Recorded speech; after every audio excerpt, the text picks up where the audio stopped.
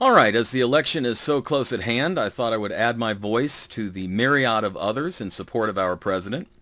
And whatever else I do, I wanted to include a brief series on why I do not hate Donald Trump and why you shouldn't either.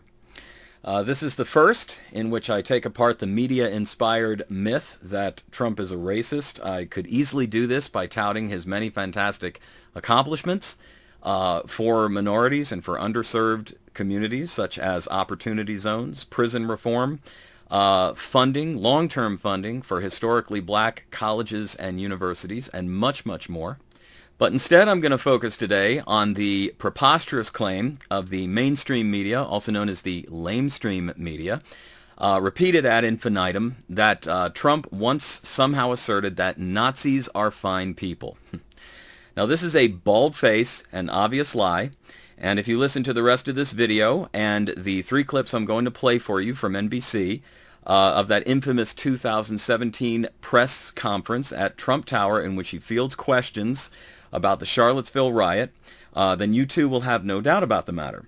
So here's the first one, in which Trump talks about this violent clash between 2 rival and politically charged factions. The alt-right is acknowledgeably bad, and the group on the other side, which he describes as very violent, who came charging in without a permit, is Antifa. I will tell you something. I watched those very closely, much more closely than you people watched it. And you have, you had a group on one side that was bad, and you had a group on the other side that was also very violent. And nobody wants to say that, but I'll say it right now. You had a group on the other side that came charging in without a permit, and they were very, very violent. Now here's the second clip. All of these are from the same press conference, in which he draws a clear distinction between the neo-Nazis and white supremacists on the one hand, and those peacefully and legally protesting the taking down of a statue and the renaming of a park on the other. He plainly distinguishes the two, condemns the agitators in the former category while defending the constitutional rights of the latter. Notice also the remarkable prediction that President Trump begins to make here. I've condemned neo-Nazis. I've condemned many different groups, but not all of those people were neo-Nazis, believe me. Not all of those people were white supremacists by any stretch. Those people were also there because they wanted to protest the taking down of a statue, Robert E. Lee. So, excuse me, and you take a look at some of the groups and you see, and you know it if you were honest reporters, which in many cases you're not, but many of those people were there to protest the taking down of the statue of Robert E. Lee. So, this week it's Robert E. Lee. I noticed that Stonewall Jackson's coming down. I wonder, is it George Washington next week? And is it Thomas Jefferson the week after? You know, you really do have to ask yourself, where does it stop?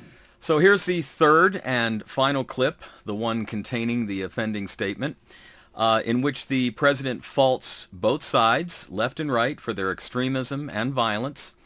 At approximately the 1-minute mark, having already made the plain distinction between the very bad people only there to make trouble and those permitted individuals with perfectly reasonable and non-racist objections to politically motivated interferences in their history and culture, Trump goes on to magnanimously point out that there were also some very fine people on both sides. This is the sentence that the fake news media, those left-wing activists disguised as journalists, wrenched out of its context and have subsequently used to malign him.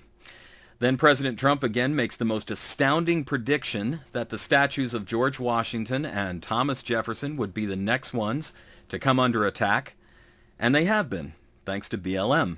After that, he proceeds, in no uncertain terms, to condemn the neo-Nazis and white nationalists that everybody's supposed to be so afraid of, and to distinguish them from peaceful protesters of both stripes. He again reminds the phony press that there were some troublemakers and very bad characters on the counter-protesting side who came there with black outfits, shields, helmets, and baseball bats and definitely meant business. Then he slams the white nationalists and neo-Nazis one last time, just in case there's any doubt among his audience that he considers them bad. What I'm saying is this. You had a group on one side and you had a group on the other, and they came at each other with clubs, and it was vicious, and it was horrible, and it was a horrible thing to watch. But there is another side. There was a group on this side, you can call them the left, you've just called them the left, that came violently attacking the other group.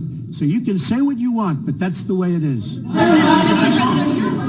On both sides, sir? You said there was hatred, there was violence on both sides. Well, I do think there's blame. Yes, I think there's blame on both sides. You look at both sides. I think there's blame on both sides, and I have no doubt about it, and you don't have any doubt about it either. And if you reported it accurately, you would say. Kill the person. Heather Heyer Charlottesville. They showed up in Charlottesville Excuse me. to protest. Excuse me. They didn't put themselves down as you, and you had some very bad people in that group. But you also had people that were very fine people on both sides. You had people in that group, excuse me, I saw the same pictures as you did. You had people in that group that were there to protest the taking down of, to them, a very, very important statue and the renaming of a park from Robert E. Lee to another name. White nationalists? No, George Washington was a slave owner. Was George Washington a slave owner? So will George Washington now lose his status? Are we going to take down, excuse me, are we going to take down statues to George Washington? How about Thomas Jefferson? What do you think of Thomas Jefferson? You like him? Okay, good. Are we going to take down the statue? Because he was a major slave owner. Now we're going to take down his statue. So you know what? It's fine. You're changing history. You're changing culture. And you had people, and I'm not talking about the neo-Nazis and the white nationalists, because they should be condemned totally. But you had many people in that group other than neo-Nazis and white nationalists, okay? And the press has treated them absolutely unfairly. Now, in the other group also, you had some fine people, but you also had troublemakers, and you see them come with the black outfits and with the helmets and with the baseball bats. You had a lot of bad people in the other group too. Treated unfairly, sir. I'm sorry, I just didn't understand what you were saying. You were saying the press has treated white nationalists unfairly? No. I just didn't understand what you were saying. No. There were people in that rally, and I looked the night before.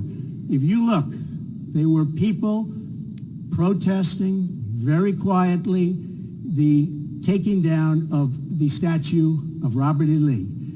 I'm sure in that group there were some bad ones. The following day it looked like they had some rough, bad people.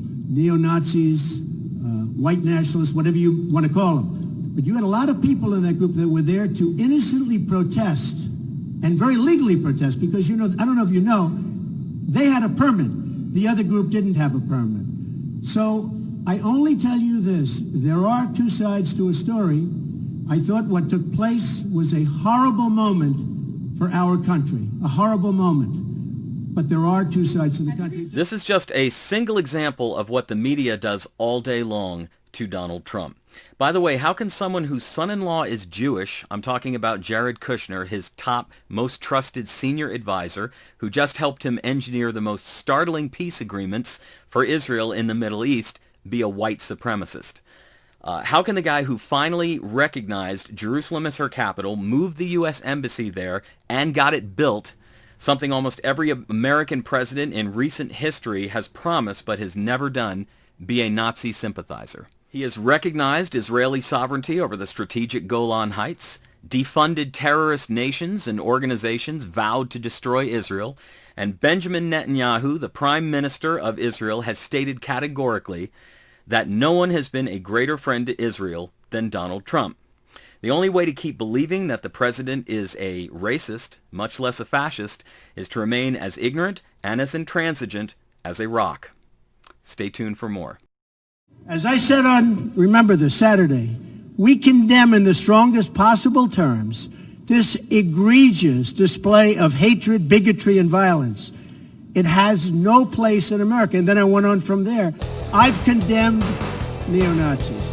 I've condemned many different groups, but not all of those people were neo-Nazis. What I'm saying is this. I've condemned neo-Nazis. I've condemned neo-Nazis. I've condemned many different groups. And I'm not talking about the neo-Nazis and the white nationalists, because they should be condemned totally. Condemned totally.